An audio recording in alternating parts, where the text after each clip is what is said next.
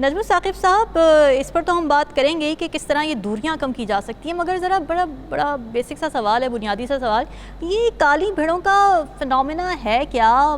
کالی بھیڑیں ہوتی کیا ہیں؟ دیکھیے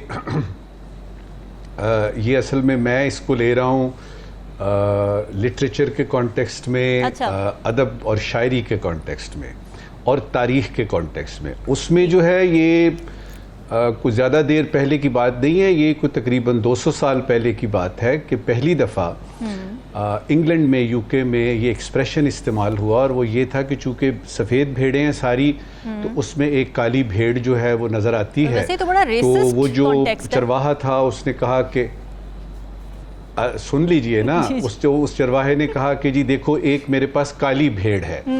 تو جو پہلے اس کا مطلب بنتا تھا وہ یہ تھا کہ کوئی بھی کسی بھی خاندان میں، کسی بھی گروپ میں اگر کوئی شخص جو ہے وہ تھوڑا سا آڈ ہے یا تھوڑا سا مختلف ہے، مثال کے طور پہ اگر ایک گھر میں پانچ بھائی ہیں اور 4 بھائی جو ہیں وہ لائر ہیں اور ایک جو ہے وہ آرٹسٹ ہے یا اس نے لٹریچر میں کیا ہوا ہے، تو ہوگا کہ یہ کالی بھیڑ ہے کیونکہ وہ باقیوں سے مختلف ہے.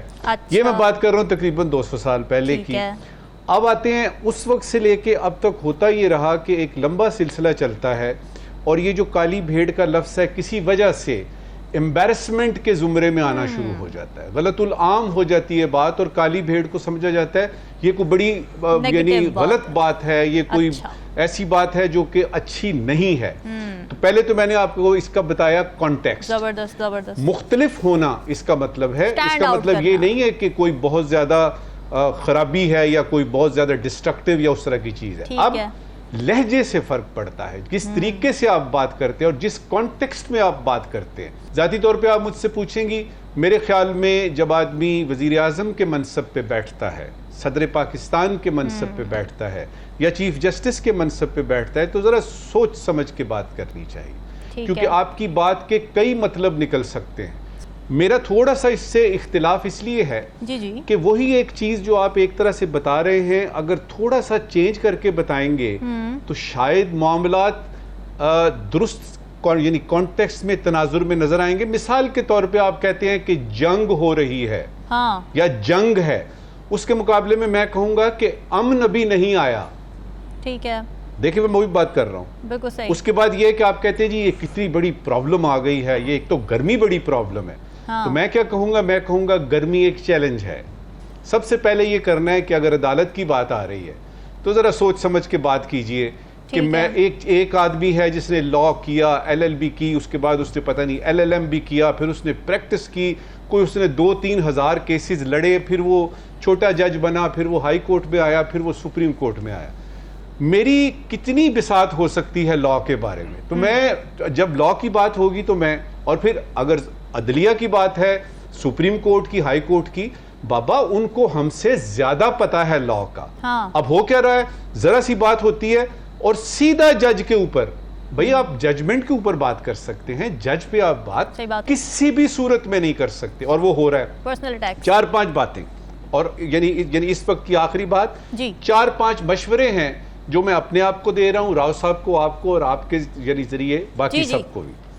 دیکھیے الفاظ کا چناؤ ٹھیک کر لیجئے، لہجہ درست کر لیجئے. الفاظ کا چناؤ اور لہجہ درست کر لیجئے، کافی سارے مسائل اسی سے حل ہو جائیں گے.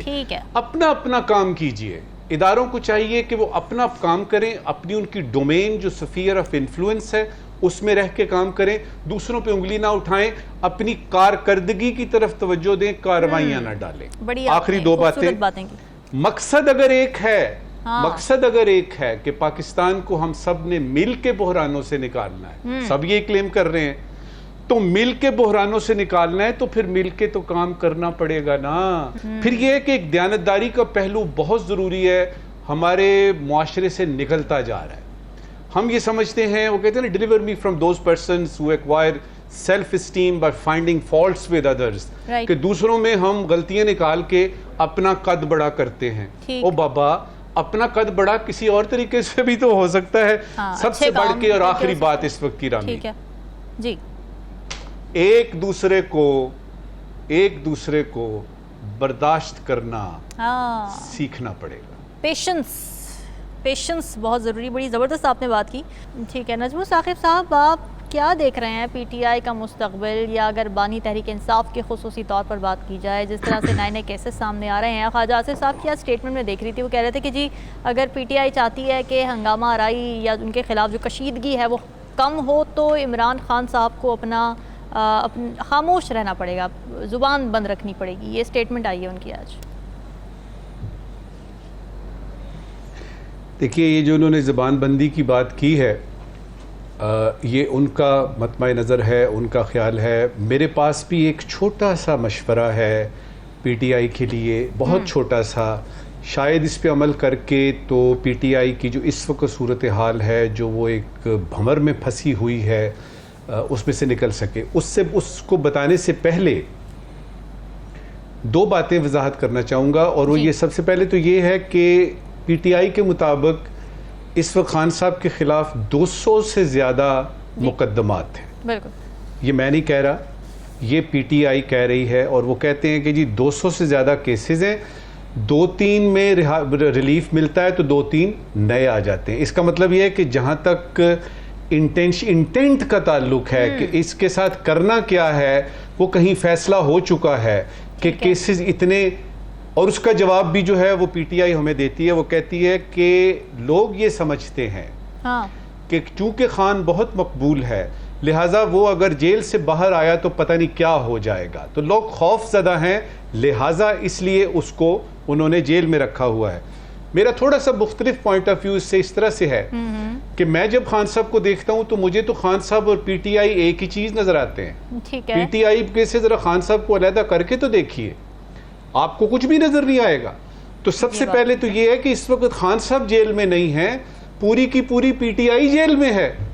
اگر خان صاحب کا مطلب پی ٹی آئی ہے اور پی ٹی آئی کا مطلب خان صاحب ہے, تو پھر تو یہ پارٹی بھی جیل میں ہے اور وہ خود بھی جیل میں ہے. دوسرا اینگل اس کا یہ بنتا ہے کہ کچھ مجھے لگتا ہے خان صاحب کے کولمبس ہیں. آپ کو پتہ ہے نا امریکہ دریافت کیا تھا اس میں, بہت سارے ان کے اپنے لوگ پارٹی میں سے ان کو ہر روز ایک نئے طریقے سے دریافت کرنے میں لگے ہوئے ہیں. حالانکہ وہ بڑا سمپل سا آدمی ہے, اس نے جو کچھ بھی آج تک بتایا ہے بڑے صاف الفاظ میں, آپ اس سے اختلاف کریں یا اس سے اجتناب کریں یا اس کو مانیں, لیکن ان کی بات سادہ ہوتی ہے. ادھر کیا ہو رہا ہے, جو باہر لوگ ہیں خاص طور پہ ان کے, وہ اس کو اتنا کمپلیکیٹ کر دیتے ہیں کہ سمجھ نہیں آتی عمران خان صاحب کیا کہہ رہے ہیں. تو یہ جو کولمبس ہے نا عمران خان کے, انہوں نے بھی تھوڑا سا کڑواس ڈالا ہوا ہے. اچھا, یہ جو ہے کہ اس کا مستقبل کیا ہوگا, دیکھیے, ایک راؤ صاحب نے 9 مئی کی بات کی ہے, اور کچھ چیزیں جو ہیں وہ شروع ہی ادھر سے ہوتی ہیں, اور وہ بڑا سنجیدہ معاملہ ہے, اور پی ٹی آئی کو ابھی تک یہ سمجھ نہیں آ رہی کہ یہ کتنا سنجیدہ معاملہ ہے. وہ اس کی سنجیدگی کو ماننے سے انکاری ہیں, پہلے تو اس کو سمجھنا پڑے گا. کل ہی جو ملاقات ہوئی ہے, یعنی جو فارمیشن کمانڈرز اور کور کمانڈرز نے مل کے کہا ہے, ان میں 9 مئی کا دوبارہ سے اعادہ کیا گیا ہے, اور اس میں 4 کیٹیگریز کو دوبارہ دہرایا گیا ہے. Planners, perpetrators, abettors and facilitators. وہ جنہوں نے 9 مئی پلان کیا, وہ جنہوں نے بیچ میں جا کے شرکت کی, وہ جنہوں نے ابیٹ کیا یعنی پیچھے دیکھ کے شے دی, یا وہ جنہوں نے فیسیلیٹیٹ کیا. یہ چاروں قسم کے لوگوں کا دوبارہ سے اس میں ذکر کیا گیا ہے. اس کا مطلب ہے کہ وہ سنجیدگی کو ریٹریٹ کیا جا رہا ہے. مستقبل خان صاحب کا آخری بات, اگر آپ 9 مئی کا دیکھیں اور یہ کل والی بات دیکھیں, خان صاحب کا مسلسل جیل میں رہنا دیکھیں, 200 سے زیادہ کیسز دیکھیں, تو مجھے تو مستقبل جو ہے وہ صاف نظر آ رہا ہے, بتانے کی ضرورت نہیں ہے. میں نے وہ مشورے کی بات کی تھی نا کہ پی ٹی آئی کو اور خان صاحب کو, میری اوقات بھی ساتھ نہیں ہے کہ میں خان صاحب کو یا ان کی پی ٹی آئی کو یعنی مشورہ دے سکوں, لیکن 2 لفظ ان کے لیے چھوڑ کے جا رہا ہوں. ایک لفظ ہے مصلحت, اس کا مطلب سمجھیے, اور دوسرا ہے مصالحت, اس کا مطلب سمجھیے, اور آپ کو اس دائرے میں سے نکلنے کا ایک راستہ نظر آئے گا, مصلحت اور مصالحت.